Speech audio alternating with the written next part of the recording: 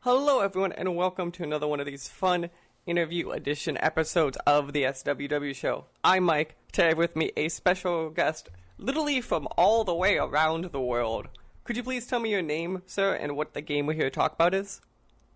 Hey guys, my name is Igor. I've just released my game Burning Night. Perfect. So Burning Night, let's see if I got this right. Tell me how off I am. It reminds me of like a 2010, 2011, like the roguelikes of that era. Well, I tried to base it more of the ancient roguelikes, like Brogue and stuff. Okay. But yeah, sure. Everything pixel art now looks like those roguelikes, yeah. Perfect, yeah. Full transparency, so everyone knows, he was kind enough to provide me with the code so I was able to play the game before we talked today. So one of the first things I was curious was, obvious. I'm going to say the obvious thing. I assume you're a big fan of Binding of Isaac? Yeah, more of the Nuclear Throne, but still. Okay, because, yeah, it definitely has, and I actually Nuclear Throne, I can say that too, it definitely has, like, there's a certain type of those specific roguelike, so I could really see the foundation in this game, and I could see kind of, like, I could immediately be like, oh, I can see the piece you like and don't like in those games very quickly because of that. Yeah. One of the immediate things I'm curious about, so, and this is an interesting choice I thought you made, was, so when I go into the world, there is, I don't know his name, like the sun guy that chases me the entire time.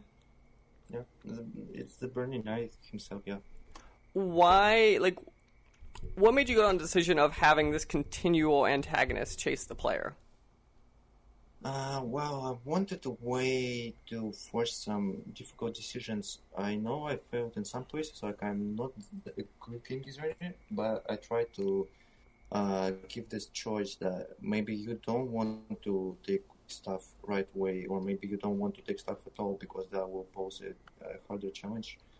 Right now I'm also playing around with the idea that instead of taking the items from the castle, you can instead heal, and then that's your only way of healing. So it will be even more of a hard choice for the players. Like overall, for this game, you can say the theme for me was choice. Like you almost never see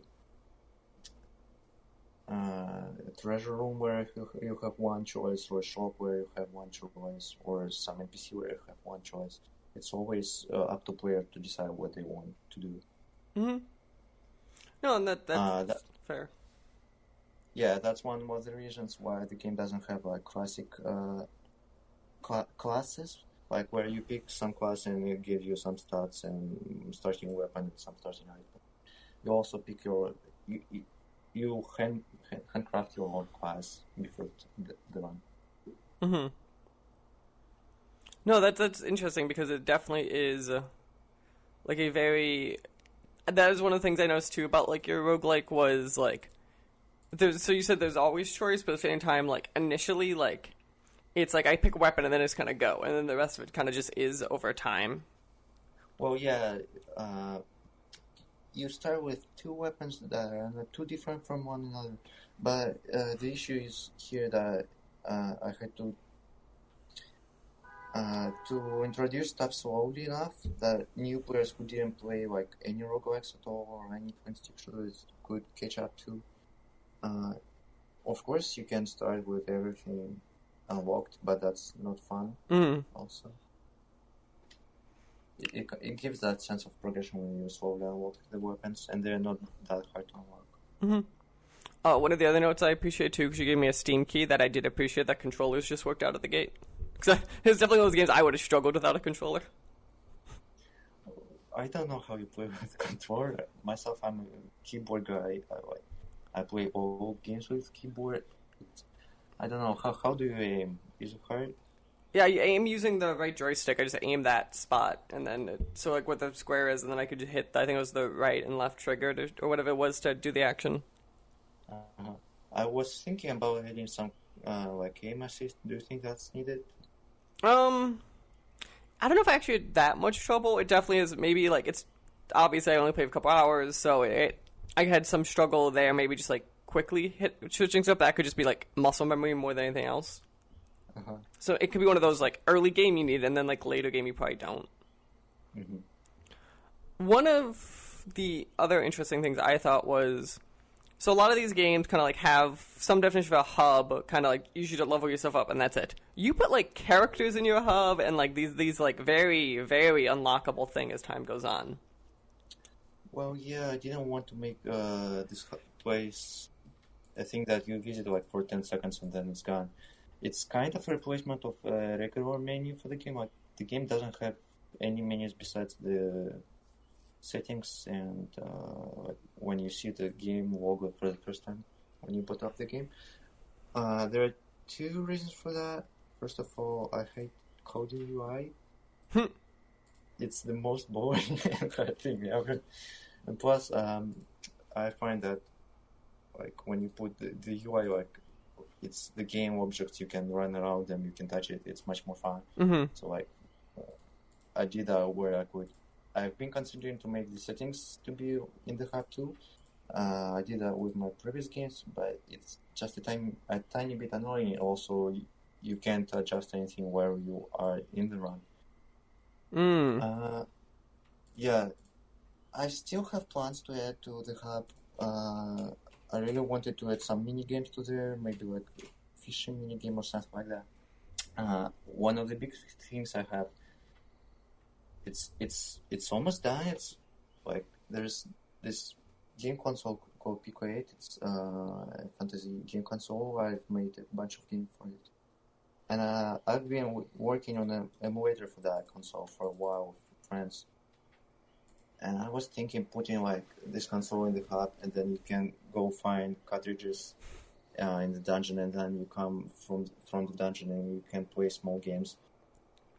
Did you ever think of maybe like the games themselves then could unlock some, like you beat all these games, then you unlock some like insane sub-weapon or something too? Or do you feel like if you did something like these additions like over time, it's just more of like just to add more character to the world? I think I would have left those games just to enjoy the games themselves. Wouldn't tie anything to them. Besides, maybe an achievement for like finding the console for the first time. Because I've been planning to put all sorts of games there, and you know, if you're a roguelike player, you probably want to like some of the games I was planning to put there. Like, do you know the game Celeste that I released like 2 years ago or something? What'd you say? Celeste, like the game Celeste, yeah. Yeah, like that game was first made for that console. Did you ever hear that story? Like it was a small 4-day game, and then they decided to bump it up to a real game, and then it took 3 years. Yeah. No, I have heard that, yeah. So yeah, I tried to make up something that you just don't that feels homey, like when player unlocks something, it starts to build connection with it. So yeah, I try to make as many unlockable things as I can. Yeah, so that's definitely an interesting thing. One of the other things, if I was probably going to jump back to while we're talking about this, is so roguelikes, I think one of the specialties of them, and I think yours definitely into that too, is the amount of weapons or items and power-ups kind of you get along your runs. Do you mind running through like one or two of like your favorite ones that like people get to experience during this one that you consider like really unique? I know I'm having you pick your favorite child. I understand. It's hard, yeah. It's hard for me to name probably my favorite items, but this game is more about like some of the items might feel like boring, like it makes your body split when you hit a wall. But when you combine that item with a few more items and you get those insane combos, that was another goal of mine, to make the artifacts as stackable as you can, so you can have an axe that you throw and then fires bullets and stuff. So I think, well, you can pretty much say every artifact that releases bullets when something happens. That's those ones are favorite. Like the glass, the potato. Okay.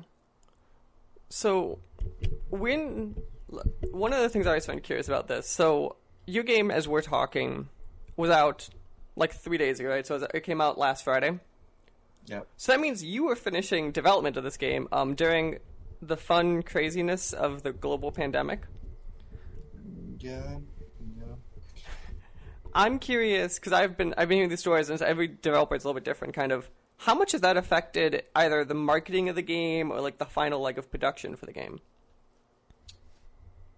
I have to be honest. It didn't change much for me. Like my lifestyle didn't change much. The only thing I've noticed that I started to miss being able to go somewhere to work, like in a cafe or something.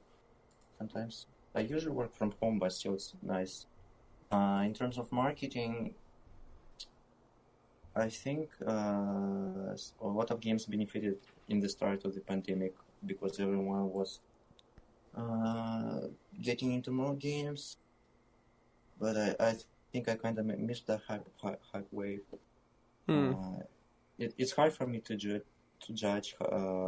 Like, first of all, this is my first Steam game, and second of all, the numbers aren't so great. So, I mean, people are just easier to reach. Like when you mail them, or if you want them to play test, that's probably one big plus. Not much else changed for me. Well, see, so you kind of lucked out because the stories of like developers who are like, yeah, we had 2 months left, and then we had to get out of the office, and everyone's like, what do we do? Oh no, I'm the single developer, so I had no that. So you lucked out kind of in some capacity of like how it affected that development cycle. Well, I don't think anything changed. Like my schedule how it was, it stayed the same. It was kind of depressing to hear all the news and stuff. At some point, I just deleted Twitter and stuff from my devices. And kind of stopped following it to just focus on development. So, as I mentioned earlier too, now your game's been out. It's only been out 3 days, but I assume you had some people playing it before. I'm curious. It's a shorter reflective back because it's been relatively quickly. What are your, like, as you've gotten more player feedback and more thoughts, kind of, what is your thoughts, kind of, for the future of this game? Do you plan on doing more content updates? Do you plan on making DLC for this game?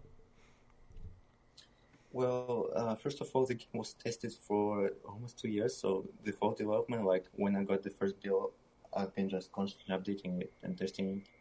Big thanks to the guys on Discord who did it. The player feedback that came now, it's a lot of bugs that I didn't catch. I kind of expected that because half of the development time I've spent just fixing bugs. It's not really pleasant, but it's important. So yeah, for the past 3 days I've also been just fixing, sleeping, fixing. Player feedback. Most players, just report bugs, then some controller issues, and everyone pushes for me to make the map more usable, maybe at like quick repartition. I have to be honest, I've added the map like 1 day before the release. I'm still not a fan of the map. It kind of ruins the dungeon feel for me, like I play with the map off. Really? Yeah, there's a setting for that. Maybe it's just because I'm so used, I know how the levels generate, where I need to look for it. Oh, 100%, I guarantee you it's because, like, looking at that, I'm like, there's no way I could have played without that. Nah. Maybe you could have, if you want. I probably could, and then if I played maybe a little bit longer, I could, but, like, immediately, I was like, like, looking back when I started, I felt like I'd be very lost. Yeah.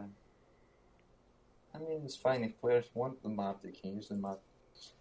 It's just, they keep pushing for adding stuff that we pick up on it and stuff. Opening it to the full screen. Again, first of all, I hate developing UI. And second of all, I hate this map.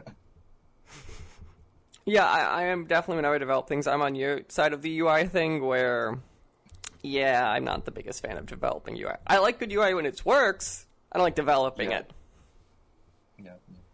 That's also the fundamental problem with UI is you never notice good UI, you just notice bad UI. It's a problem with everything, pretty much, at least in game development, like with juice, with sound effects, with art, with particles. When they're other, people don't notice them. They only notice when they don't exist. Mm-hmm. Yeah. Yeah, okay. So do you have any future plans then for content updates or anything, or do you feel like this game you feel right now is complete enough where you might start planning your next project? No, it's for sure not completed. Like, you can infinitely expand it. You can add more items. You can add more locations. Like, if I was to update this game, I would add an alternate path, like maybe 2 or 3 new locations that you can go to. Then maybe upgrade the final location, the final secret location, to have more enemies and stuff. I definitely get back to the hub and make it even more livable. Mm-hmm. So that's it. Okay, perfect. And then I have to ask the obvious question: have you thought of a Nintendo Switch port for this game? Oh yeah, that's my dream, to get it on the Switch. Because it's one of those things that, like, we talk about, like, Switch is a hybrid system. You could so see this perfectly of, like, that thing of, like, on a train or on a plane, you play, like, a run or two. Yeah, and that would justify me getting a Switch. See? See, I'm helping you. It's just in case, I don't know where you are, if it's a tax write-off. The United States would have been a tax write-off, even would have been perfect. Sorry, the Discord is clipping it. No, you're fine. Okay, so let's see if we get... So as we talked about, this game came out a couple days ago. Let's see if we can sell you a few more copies. So the game, as I said, is Burning Night. Night is in with a K. It is 15 United States dollars, and whatever that is in your local equivalency. Is that correct? It's 12 right now, or 13. It's on 15% sale. Yep, so it's 12. So in America, it's $12.74. I don't know what that translates to in the rest of the world. And then it's 15 normally. And right now, the game is currently available just on Steam, I believe. And itch.io. And itch.io, which go to itch then to support him, because he gets a lot more money off that. Is that accurate? It's interesting thing about itch. Yeah. Yeah, itch is interesting just because, like, literally, like, itch is a way smaller user base, but on a per sale basis, you get more. Yeah, I love the platform, first of all, because itch was the platform I started on, like, posting small games and stuff. But also, the interface for the uploading games and stuff is so much nicer than Steam. Mm-hmm. I don't know if you've seen Steam again, but it's just a jungle of buttons and UI that looks like it was made 100 years ago. Like, uploading to itch is just pressing a few buttons, uploading your zip file and stuff. And for Steam, you have to register the application, write papers, download the SDK, use command line to upload your builds. Mm-hmm. It's nicer in the end because users just get small patches when the game updates, and I update the game constantly, and they don't have to worry about re-downloading the whole thing. Mm-hmm. But setting that all up is a pain. Oh, I can imagine. So yeah, each is really lovely. Perfect. So yeah, so let's as I was saying then, so the game is burningnight.com, and I believe that's I'm missing, and it's at Rexcellent Games on Twitter. Well, it's mostly me at Twitter. Okay, so would you let's you tell everyone how to find your Twitter. Oh, I think it's I should spell probably. It's Igor Dorichev. It's like EGORDORICHEV. Okay, perfect. So thanks again, Igor, for sitting down and talking to me about your game. It was fun to play. I think as we talk about, there's a little hectic at first, but I definitely, by the end of my playing it last night, I got a bit in the groove, and I'll probably be playing it more throughout the week. Well, I hope you'll enjoy it. Perfect. And you enjoy the rest of your day. Yeah, thanks a lot. Hello, everyone, and welcome to another one of these fun interview episodes of the SWW show. I'm Mike. Today I have with me a special guest here to talk about one of the more unique games we've had recently on the show. Would you mind please telling the audience your name and the game we're here to talk about? Okay, my name is Ali, and the game is Beats of Fury. It's a rhythm top-down bullet hell shooter. If we can say it, yeah. If we can say that, yeah. Yeah. You That's take, right. yeah. You take the role of a DJ or a guitar player, and you start shooting the beats, killing them, shooting at them, and playing the music at the same time. Yeah, so I figure we'll get to this game in a second. The thing I want to talk about first is, so you're part of the team Bubblehead Games. Yeah. So I'm kind of curious if you mind giving the audience kind of like the top level of like who the team is, because obviously you guys aren't the biggest team in the world and stuff. Maybe not everyone's heard of you. Okay. So the team is actually composed mainly of three people. The number of people that worked on the game is more than that, like 5 or 6 people. But the main members are three. Me, I'm the developer and the game designer. And there is an artist. He lives in Australia. His name is James. And composer or the main musician, he's called Edward, and he lives in Germany. And actually, the funny thing about that we have never met, but this is our third game together. So yeah, we work like online, but we had never met before. So that's the thing that makes it amazing. It's because obviously there's distributed. I've heard distributed teams a lot for smaller games. I find it amazing that this is your third game that you have yet to meet. Because usually I hear a lot of stories of, like developers like, yeah, after the first second game, we like purposely made sure we met at some point. Yeah, but we couldn't do it, unfortunately. Till now, we couldn't meet. So I But assume then, ironically, that the COVID stuff relatively didn't affect the development of this game because you guys already were very distributed. no, it didn't. Yeah, it didn't affect us. Nice. Okay, so yeah, that's very interesting. So yeah, so we're here to talk about Beats of Fury. Yeah. So the immediate thing I gotta ask, right? Did one of you were one of you a DJ? Did one of you like have a DJ fantasy? Like I'm very curious, like because obviously that's like the crux of this. Are you are a DJ during this game? No, actually, no. But one of the more things that inspired me was the game Guitar Hero. I'm actually the one who came up with the idea, and I played Guitar Hero a lot when I was younger. And I think yeah, it's one of the games that's really inspired me to do this one.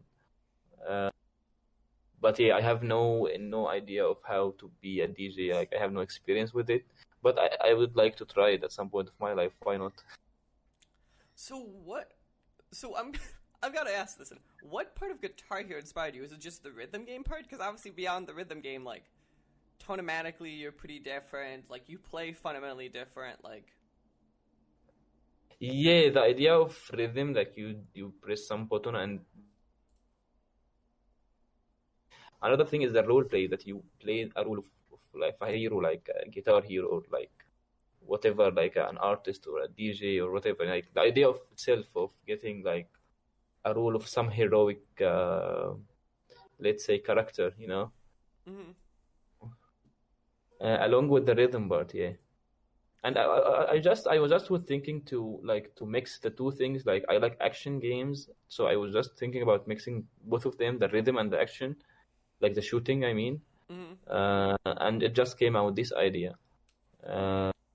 Yeah, but we did a lot of prototyping and a lot of stuff. Like at the start, the player was like on the ground and shooting birds and stuff, and like on the top, and then we changed it to be a top down, and like we did a lot of prototypes, and it ended to be like it took this shape at the end. That's very interesting. So like, was there? So you said obviously there you had a few different prototypes, and the initial wasn't this. I'd say what looks more akin to what I define as like mechanically similar to like what bullet hells tend to be. Was it always a bullet hell rhythm game then, or did you have some like at one point it was a first person shooter, at one point it was a wave based game? It started. It was like you were standing actually on the ground, and you shoot stuff on the air. So it was just half the screen, and and the other half there is nothing. And I think I thought it was so stupid, like I'm not using the other half of the screen. So I just thought if it's top down, it would be much better for the game. Hmm. And it's from everywhere. That's intriguing. So Uh, one of the things then, so obviously looking at it then, your rhythm game. One of the big things with rhythm games is, I think, the music. yeah. So I would say you guys have this semi-techno, electronic-y vibe, and I feel like that is like a lot of, because DJ. How is that kind of like trying to figure out that balance while playing it to make like the rhythm game like get people in the flow and stuff too? Was that always the goal of the music, or did you guys kind of change this over time? What do you mean, change the genre itself of the music? Yeah, or like the different types of music you probably had to go through while testing it. Yeah, I think we can do that. Like it works like the development process itself. We can do it with any kind of music, especially because we will allow people in the future to put their own music and like YouTube links and stuff and stream and play their own music. So I think yeah, it will work in everything. But for now, what I'm focusing on is like just having these two wallets, the one wallet for electronic and the other for metal, um, and getting everything between these two wallets. Um, this way, I think it's more specific, like what you are gonna buy or what music you are gonna play inside the game. Hmm. Also, Edward, the one like who is responsible for the music. Yeah, yes, this guy, he's gonna be a DJ. Yeah, okay, I forgot about that actually. He studies music now. He's not a DJ yet, but yeah, at some point he will be a DJ. And he's the one who is responsible for the all electronic music in the game. So yeah, I think till now we are just gonna be focused between two of these genres, like just electronic and metal. But in the future, there will be like that you have the ability to put your own music. So yeah, I think people will be so creative about that. So you do have a DJ on the team. I do appreciate though. You're like, wait, we do have a DJ on the team. Yeah, at the end, yeah, I thought about it. Yeah, he didn't get out of the college yet, but yeah, he will be a DJ at some point. Wait, is there college for being a DJ? I didn't know this part. He is studying music at Okay, that Germany. makes more sense. Okay, because I was like in my head, Yeah. I'm like, is there a degree in DJing? Like, I would love to be like the teachers of like they don't have desks, they just have like record boards. Yeah, no, he is gonna be a DJ at some point. See, this is I when you think. guys make a sequel that's an FMV video game of just him actually DJing. Whoa, say it again. I I think said this is a this is what you guys good make. idea. You guys make a sequel, but like it's him just in an FMV point of view actually DJing, and this is so you get like the same idea of the game, but it's just actually DJing mechanics. Okay, that's a cool idea actually, but I didn't think about. But yeah, okay. So let's go through what is always, I'd say, the toughest part of these games. Once you nail the music, the theme, the vibe, and everything else, right? So the other toughest part of these games, I think fundamentally, because we're talking about it's a bullet hell and it's a rhythm game, is balance. Uh-huh. What was your thought process while developing this game, which I would say starts out not atrociously hard, but I'd say ramps up really quickly. What was your thought process of like how hard you wanted this game to actually be and how accessible? Okay, what we were trying to do that we were while developing the music or making the music at the start, we were choosing music like we choose how hard is it or the how it will be put on the levels, like the number of the level, depending on.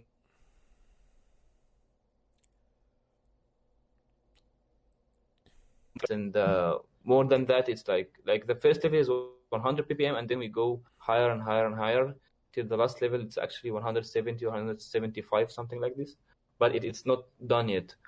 So yeah, we do the balance by the ppm actually of the track, Hmm. the beat per minute. Yeah. So do you have it? Is it like, do you just go like, you just look and go, okay, so in the first hour we expect people to be at 80 beats per minute, by the second hour 100? Is that kind of how you look at it then, or is it purposely you kind of do like a up and down kind of ramping?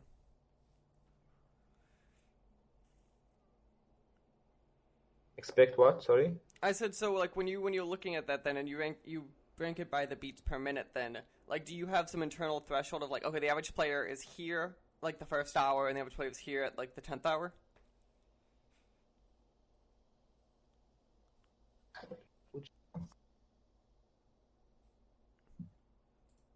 Allie? Oh no, I tanked out. Say again. Oh no problem. So I was saying, so like, do you guys internally have some sort of threshold you look at it like okay, the average player in hour 1 should be at, we'll say 60 beats per minute, and then at hour 10 they should be at 120 beats per minute, or is there no consistency?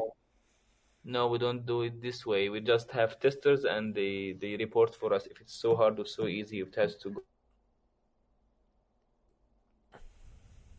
Interesting.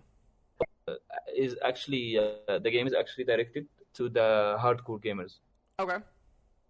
So it's not for normal players or for like casual gamers, because actually we are going to make it harder and harder by the time. Like we're gonna do more levels that's more hard, and so yeah, it's gonna take this direction.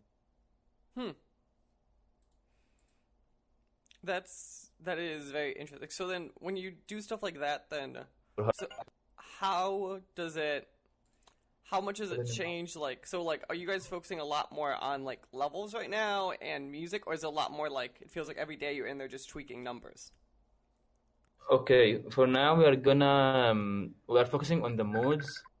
Like first we are gonna add the endless mode, and then we're gonna add the YouTube mode, and then at the end we will release the last level, the 11th level, along with the first release.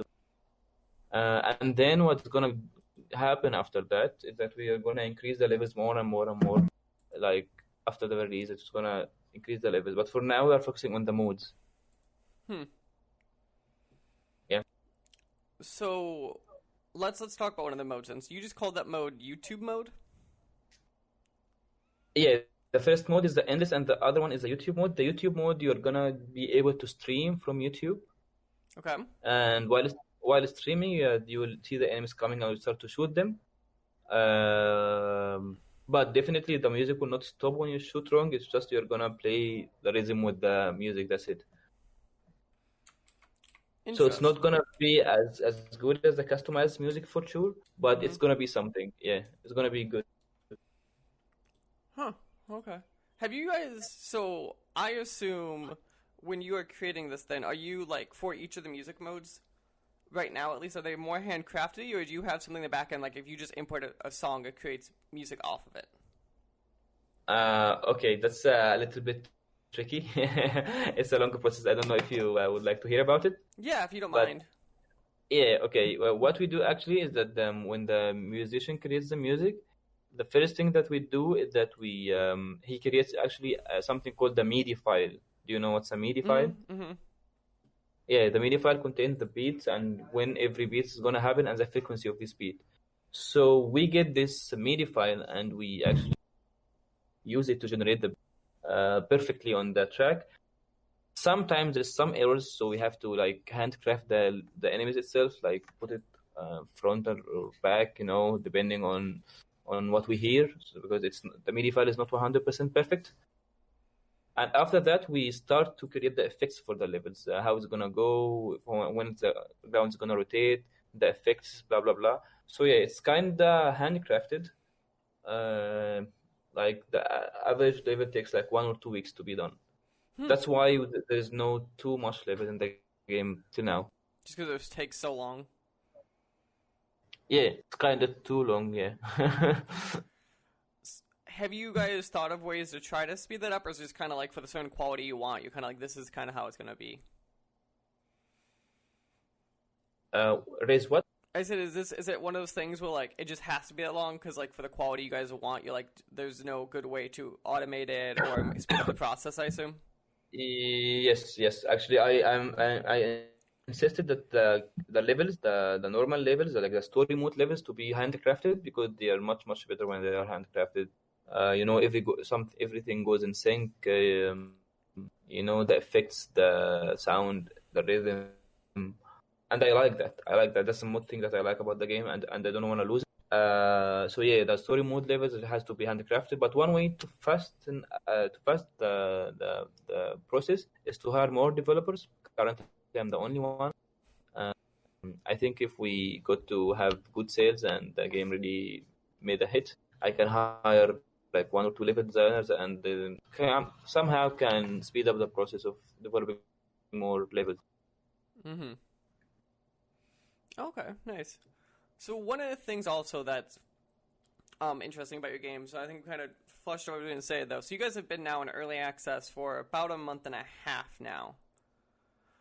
Okay. I'm curious, kind of, because obviously I could understand your thought process, kind of like it's to add more modes, the giant testing base of just balance point of view. How much has the early access been different from what you expected it to be, kind of like going into this process? Actually, it is not so different. Actually, I like the early access. I like the reviews, what people saying. Actually, mostly the people complain about two things. First is the content. That the content is not so it's not so high. They want more levels or they want more modes. That's why I'm gonna do the endless mode first. So people will be like playing it while we are doing the other modes, and I'm gonna make the players busy till I make more levels. If you know what I'm talking about. Mm-hmm. And the other thing that they complain about, some parts of the game is not so on rhythm, like the visuals are not so on rhythm with the sound. So in these parts, I have to go and fix them by myself, like handcrafted. So I actually like the kind of feedback that we take, because I want this game to be perfect by the time we release it. So yeah, I think I love it. I love the early access thing. They are a little bit harsh, to be honest. But yeah, Steam players are harsh always. Yeah. I was gonna say Steam players can be known a bit more for expecting, we'll say, a certain level of quality, and I always find it interesting when you put giant banners over that says this is an early access game, and the first review you read, you go, I didn't know this was an early access, which happens, I feel, way too much. Yeah, I think they don't care if it's an early access or not. They just say their opinion fully. That's why they are harsh, but I kind of like that. I want this game to be perfect by the time we release it, by the time it becomes like fully released. So I really don't care. I like this kind of harsh reviews because it actually guides us. But the problem is sometimes people complain about, okay, some parts are not in rhythm, but they don't tell you actually where is their part. This is. Mm-hmm. So did you have I've anything? read on the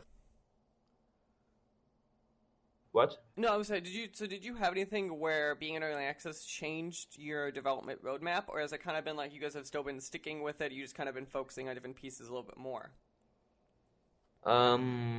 We are taking, okay, it's like half half. Like for some of comments, I think it's not so important, but for the non-rhythm parts, I'm taking it seriously, because yeah, it's a rhythm game. Everything has to be perfect. So yeah, that part affected us, but yeah, I think no, it affected us actually. Yeah, we had another plan. I thought everything will go smoothly, but yeah, no. Currently, we have another plan. Definitely, yeah. Okay. So let's make sure that we have all the info right for all of the people then. So the game, as we talked about, is Beats of Fury. It is the DJ rhythm game bullet hell top-down shooter, as we Yeah. said. The game right now is $7 on Steam. Yep. Is that going to be the plan going out of release too? Or are you going to do one of those things where you guys up the price on release? We're gonna up the price here. By the time of the release, it could be something around $10. Okay. And then it's early access for at least, it seems like another 6 months, 4 to 6 months, whatever you guys are saying. I hope it just goes for 4 months. Okay. Yeah, I hope it just goes for 4 months. I think by the time of the release, we will have 2 more modes and 1 more level. Okay. And then I gotta ask the obvious question, because I didn't see it. Are you guys releasing the soundtrack separately at some point, or nothing like that? Sure, yeah. There will be a DLC to buy the soundtracks themselves. Yeah, and also the most important thing, okay, I don't know if you're interested or not, is that we are gonna port it to other devices by the time we proceed. What devices Like do you guys have targeted? Android, iOS, and maybe there is a huge chance it will be on the Xbox One. We're still negotiating, like we don't have the license yet, but our team was part of the development for Xbox 360. Like we had games already released on Xbox 360, so I think we will be able, like I hope, let's say, to get a license for Xbox One and release the game on it. Yeah. Okay, perfect. So yeah, so soon to be coming to other platforms. And obviously you will release those informations on your channels, I assume, as that info is actually there. Yeah. Okay. So then it's beatsoffury.com for your website for everything else? Yes, but if you need press media kit or something, you can send us an email and we can send it back because it's not obvious where to get it from there. Okay. Yeah. Perfect. Anything else that I missed, or is that everything for everyone should know? No, that's all. But I just I would like I don't know. I don't think, like you said, your opinion about the game. Like I was waiting for that. Like, did you enjoy it really? Do you have any comments, you personally? So you were kind enough to provide me with a code to play the game, test it out a bit. Like I think I mentioned earlier, I find it interesting because I personally think it ramped up a little bit quicker than I expected from a difficulty point of view. But I could just be bad at those type of games. But I really liked the music. I feel I could totally get into the groove kind of really quickly in the game, with the beats and with the way the audio tracks play. I also really like bullet hells. I could get into them, so I think that helps me a lot inherently. I definitely can see a realm though where if someone's not the biggest fan of bullet hells, I don't know if I think you guys are going to sell them on the genre, but it doesn't sound like that's your goal also. It sounds like you guys are more targeting a goal than trying to create a new audience for a certain genre, that genre specifically. Because I feel like that's a very niche genre to begin with. Mm-hmm. But otherwise I feel like so far you guys have done a great job for where the game's at. I didn't have any major technical issues, no hiccups along those lines. Yeah, I think our plan actually is that we are gonna target hardcore gamers for Steam, and for the mobile versions it's gonna be really casual. That's what we were thinking about. Like in the mobile version, you just have to hit the enemy, like you press on the circle while the enemy goes inside. So it's gonna be really, really easy, like controls wise on the mobile.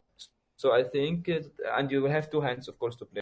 So I think the mobile version may suit you more because it's gonna be really for casual people. We're gonna target more casually the people, like people wanna play in the while being in the public transportation or like whatever. So yeah, it's gonna be really casual on these devices. But yeah, for Steam we're gonna just target hardcore gamers.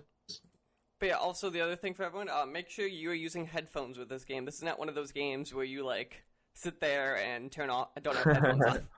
For sure. Yeah, for sure. Yeah. Because otherwise, that will be one of those where you're like, what is going on? You'll miss something very easily. But I think that's true of a lot of rhythm games. I think almost every rhythm game, you basically have to have headphones on. Yeah. Okay, perfect. Well, again, Ellie, thanks for sitting down Thank you. Talking to me. Enjoy the rest of your, I guess, as we established, afternoon going into evening. Welcome, and thank you for the interest in our game, actually, and for inviting me to this lovely broadcast. Perfect. Okay, thank you. Hello, everyone, and welcome to another one of these fun interview edition episodes of the SWW show. I'm Mike, and today with me a special guest here to talk about one of my favorite type of games, good old card games. Could you please tell me your name and the game we're going to talk about? Thank you very much, Mike. Yes, my name is Maureen, and I'm the producer at Niebla Games, and we are the creators of Causa, Voices of the Dusk, a new collectible card game.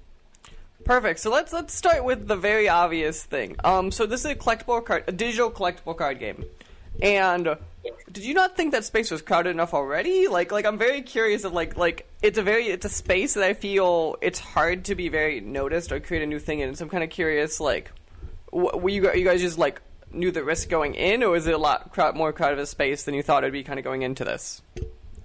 Oh, that's an excellent question, and we've been learning a lot since we started this adventure of developing this game. In fact, this is our first game ever. We didn't have any previous experience, so we were mainly guided by our passion of making the game we love at the beginning.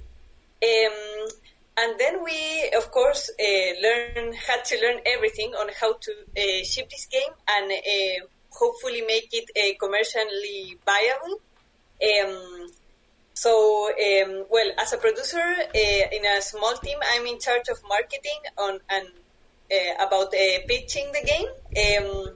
So yes, definitely the card game market is gigantic and very crowded of big brands, so it's been a huge challenge. But at least with Causa, what we've been trying to do is bring a fresh indie take into the genre. So I would say it's very hard, but still players are card game fans are always looking to try new. Not always, but at least some of the card game fans are looking to try new games in the genre, experience new mechanics. They are looking for innovation. So at least until now, we've been getting a good feedback from card game players. But yes, it's extremely hard. But I'm glad to say that Causa has a few very innovative mechanics. So we kind of accomplished our goal to bring something new that is well appreciated by players, I think. Yeah, no, that is for sure one of the things. So, you guys were kind enough to give me a couple codes to help with card packs and coins into it. Otherwise, it's mostly a free-to-play game. And so I was poking at it a little bit this morning and stuff. And one of the things that was immediate to me was obviously there's some, I think, direct comparisons that I think you'd agree could be made to either Magic or Hearthstone. But you guys had some differences, and one of the ones that I thought was very interesting was how you first your draw mechanic, and then the second one was there's a concept in card games everyone knows called decking themselves, which means when I go to draw, I have no cards to draw from, and it's very interesting the way you guys did that. Of you just basically take basically a quarter of your health gone for every card I need to draw, which I thought was a very harsh punishment. So I'm kind of curious. You guys thought let's start with that one. Why did you think?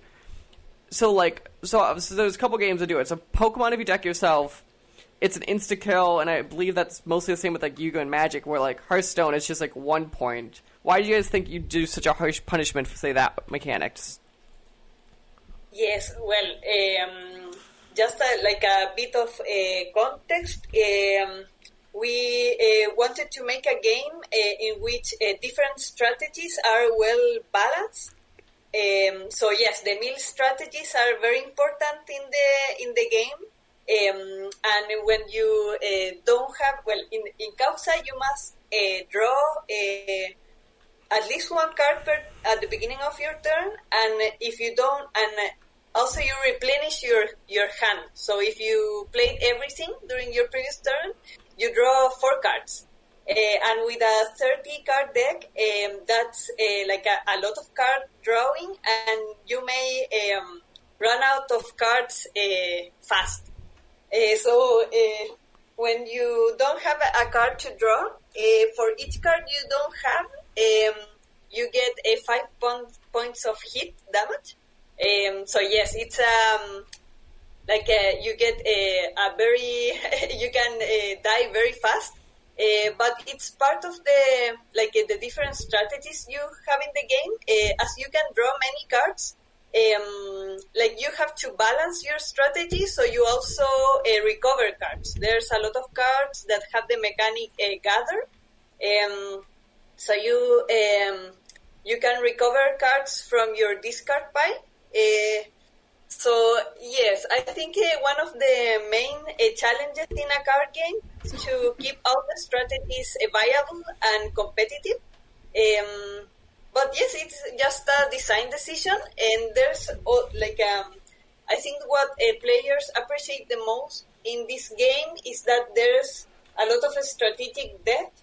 thanks to the different mechanics that are innovative. For example, apart from the possibility of fully replenishing your hand, you can the resource system is quite different from other card games, and I think it solves many issues you find in other card games, because you don't have a specific card that is a mana, but you every turn you can dedicate a card from your hand or your game, which is a small sacrifice, and with this you raise your cost, and it allows you to play up to 2 cards per turn, and you may even play more cards thanks to cards that have special skills. Also, you can bring these sacrifice cards back later in the game by requiring them. So yes, there's a lot of stuff that you can do, a lot of actions, and there's no specific game phases. So it's very dynamic, and it has a lot of depth. Yeah, no, that is for sure. First of all, I want to say, so I was playing some games, and 100%, I think I was about to win that next turn, and then I didn't keep checking my deck count, and I took 25 points of damage, I think it was the next turn. I was like, okay, that is the end of that one. The other thing so your resource system was definitely, like I was like, would you let's put a tutorial on resource system, so it can't be that complicated, and then all of a sudden I'm playing, and I'm like, oh, this is interesting, because you discard a card in the beginning to then add to this stack, basically, which is your kind of almost equivalent to mana and magic, but lands a little bit different. But then I've sacrificed a card, but then later in the game I can always bring those cards back by pulling them out of there. So it's a very interesting strategy of just putting cards I want later in the game kind of in a quick hot menu almost, playing against itself. I'm curious, early on in development, was that always kind of the system, or what are some rougher equivalents of that system when you guys were developing it? Well, I would say that since the start, the mechanic of dedicating cards, this kind of sacrifice mechanic that allows you to put a card from your hand, or even a card that is in your game and you don't want to have it there anymore, because in fact the board is quite small, so you only have space for 4 support cards and 4 characters, but you can pick one of them to dedicate into your cause. This was the main mechanic. We thought that it was interesting, as a core mechanic in the game, and then we started building the whole design of the game around this core mechanic. Mm-hmm. Yes, so it was, we iterated, of course there were small changes, but the whole idea of the cause gives the name to the game, so it was the main, the first step in designing this card. Mm-hmm. But yeah, no, that is, it's just, again, it's just one of those things that I think stuck out immediately for me going through it. One of the other things I want to comment you guys on is, so you guys have this campaign system, which I think other digital card games have done something similar, but I find it very interesting, the drafting system you guys started with, where basically I keep going to have a 30-card deck, so I keep getting a stack of 6 cards, and I pull half of them in. I'm interested, kind of, when you guys are going through that, how does that balance work on the back end? Is it always a purposeful, no, we have to make sure roughly this is always balanced, or can I be completely screwed out of that kind of campaign system where it's kind of luck of the draw completely? I think it's, yes, it's been very interesting to design this part of the game. Initially we thought about this section of the game because as we're a small team and this game is indie, we thought we shouldn't focus solely in the multiplayer side. So we came out with this draft system and thought about this specific, each campaign has 7 different matches, and there's specific events, and the rules are a bit tweaked in comparison to the main game mode, which is the PvP. And I have to say that it's been challenging because depending on the experience, like the previous experience of card game players that try this mode, it can be very challenging or a bit easy. So we try to, like, the pool of cards that are offered during the draft are key. But I think it mainly depends on players. We hope that players try, they have to have the experience of attempting the campaign at least one time. They might lose, but then as they already see how the enemy plays, like the strategy of each match and the leader that they are facing, they are able to understand what kind of deck they must build. Mm-hmm. So that's the idea of the campaign, that it is also replayable because there's some randomness on the cards that are displayed, but we hope that like the pool of cards that are available are enough to build a good strategy to face those enemies. Okay. No, that is interesting. So one of the notes I had question I want to ask you personally, or you could talk about the team more generically too. While developing this, what kind of, like, were the card games? Obviously, I've inherently mentioned Magic and Hearthstone, because I think those are the most apt comparisons. Are those kind of like the games you guys really looked at, or are there any other card games that are like your favorites or the team favorites to really pull mechanics from? Well, we started this project like a long time ago, like years ago, as a tabletop version first. In fact, we also have a few other tabletop games developed in that are set in this same universe. But during this whole time developing Causa, over 4 years since the physical version, we've been studying and analyzing, of course, all the other card games. Magic the Gathering was our biggest inspiration because it's part of our generation as players. And then I would say that especially for creating the draft campaign, we were inspired by like other card games that are single player, like Slay the Spire, but only like in the general idea of facing like drafting and trying to overcome challenges.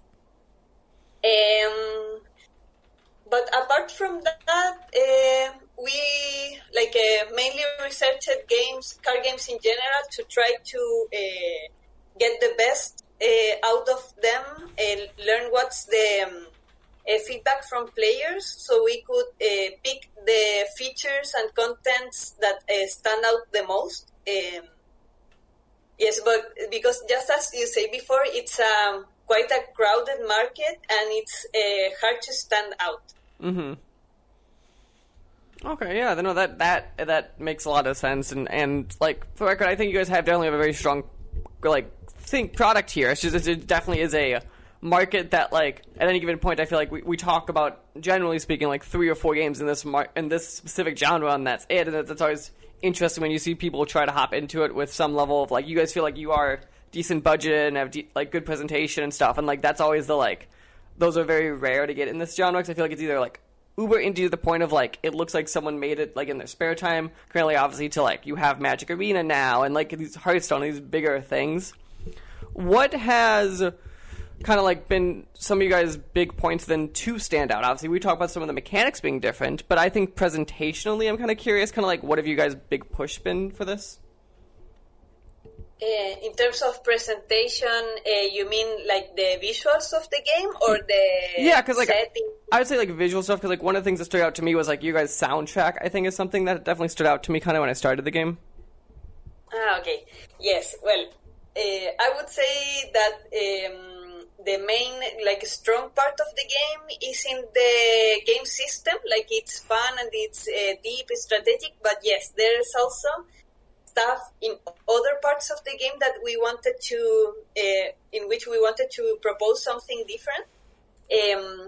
So like the whole setting of the game has some common stuff in terms of like epic fantasy, but we wanted to also propose something different, like give it a more dark setting.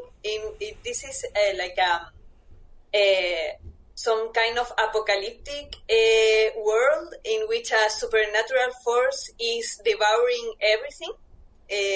This is the Dusk. So when you meet this character that is very exotic, it's called Malkava. He tries to guide you to help the leaders in this world. So with their agency, they are able to face the Dusk. So a part of this general, like a dark or exotic setting, there's also like there's the different powers in the game. We wanted to present that power is not just like a magic or a physical, like the physical power, like a strength. But there's also other powers that work in society. So we have glory, influence, spirit, and wealth. So these are the different forms of power that anyone can use to make their cause prevail. So that was the design idea, and for this, we defined these 4 powers in terms of like we were basing ourselves in our previous, like our bachelor degrees, our undergraduate degrees are in social sciences. So we thought about the general structure of social theories when we came out with this structure for the design of the game. Interesting. I definitely did not process how like social science degree could be. I guess that makes a lot of sense. Of like it's like the infamous like the joke's always that game design is 2/3 psychology. It's definitely one of those where I could be like, oh, that makes a lot of sense for like even like one of the big things with card games obviously is like feedback. So like in physical card games, we have physical feedback of putting a card down. Where in digital ones, it's little stuff of like the sound, the special effects, the like making an action feel important. Yes, no, it's. I think it's been very challenging to bring the game into a consistent presentation, considering also that we are a very small indie company in Chile. So the team currently has 6 person, and we collaborate with over I would say 15 professionals of different fields, like concept artists, illustrators, musicians. So it's been very challenging because the UI and the whole experience of playing the cards must be it's the main part that must be satisfying for the players. And we are glad that we've been getting like a good feedback and good reviews on that side as well. Mm-hmm. No, that's great. So let's jump to obviously the other obvious thing. So as we're recording this, you guys have been in early access for about a month. I think is Yes. about the number. Immediately, I'm curious because obviously you guys probably tested this before. Running out of the gate with this, was the initial feedback kind of like what you expected to receive from the game? Okay. Yes, we're about to be on like celebrating 1 month. I think there's 2 days we will be celebrating. And well, before this early access process, we had last year a closed beta phase where we had about 2,000 players trying the game. Online for the first time, so that was the first period in which we had feedback from players, and it was very useful also to meet, start building the community, because the community is key in this type of games. And then in November, we had a second period of a limited time demo, a weekend, in which we had streamers and trying the game with a few improvements in terms of the previous version. But now it was, with the early access release, it was the first time we had like an official bigger release. And I think our expectations as developers, considering this is our first game, were very realistic, or even like pessimistic. Like we weren't expecting to have such a good reception on our own small scale. Also because card game players are very like analytical players and critical players, so we were a bit scared, to be honest. But even though the community is still very small and we need to make a huge effort to make it viable and have the game grow, we're very happy with the initial reception. We have some very positive reviews, and also players interested in seeing how the updates go. Mm-hmm. Okay. Nice. So do you guys have a rough plan of how long you guys plan to be in early access, or is it kind of like you're just going to be like when you guys feel the game is good? We had an initial plan of being in early access for 4 or 5 months, but then analyzing the amount of work, considering all the features that we want to add, and also what would be a good release calendar or release window, we are thinking about extending the early access for more time, like 8 months in total. That would be releasing the full version of the game, adding a new platforms if everything goes well during the first quarter of next year. Perfect. So you caught my next question immediately then. So you at least are in discussion stages, we'll call it, of trying to expand your platform base, would be a good way of putting it? Yes, we are currently working on the Xbox One and mobile versions of the game. We have an agreement, like a publishing deal for the mobile version, for the Xbox One version. So if everything goes well, we should be able to bring the game to these 2 platforms. We're still not sure if it will be like a simultaneous release, or if we will add the additional platforms after the full release. The uncertainty, like we are sure we can, like this is on our official plans, but today the world is very like chaotic and a lot of stuff happening, and also it's our first time working on ports. So that's mainly where the uncertainty comes from.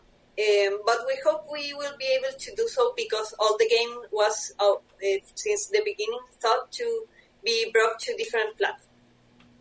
Okay. Perfect. So let's see if you guys playing some more people playing your game. So the game is, you've said it a few times, Causa? I'm going to show Causa. Voices of the Dusk. It is currently on Steam and mobile platforms. Is that correct? No, only Steam. Only Steam right now. Steam Early Access. In fact, there's a lot of features and contents that are not, haven't been released yet. They will be released along the way of the Early Access and on full release. Perfect. Okay, so yeah, it is currently Steam Early Access. Again, it is free to play and download, so what does it take? Just a download game, try it out. If you like it, give these people some of your hard-earned money. Again, it is Early Access, so take for that what you will. Again, I want to say, honestly, I decently enjoyed the game of what I went through. Obviously, I think there are similarities to the games like we discussed, but I like some of the twists you guys made to it, even though I personally might think that drawing stuff's a little bit too harsh, but that's just me. But in general, you guys have done an interesting product, and I'm excited to see where you go from here. Again, thanks for sitting down and talking to me today during your less of insanely busy days, as it sounds like. Thank you very much, Mike, for the invitation. It really means a lot to us and makes a huge difference to have your support in spreading the word about this project. Perfect. And again, folks, go check out the game on Steam Early Access. This podcast was a production of the SWW show. To To learn more, go to theswwshow.com. Remember, you can follow the show on Twitter at theswwshow. You can follow me at Mikey_Maroney. You can follow AJ at LowSeatBoy. Remember, new episodes premiere on Friday, 9 a.m. Central Time on anchor.fm/SWW and podcast services around the globe.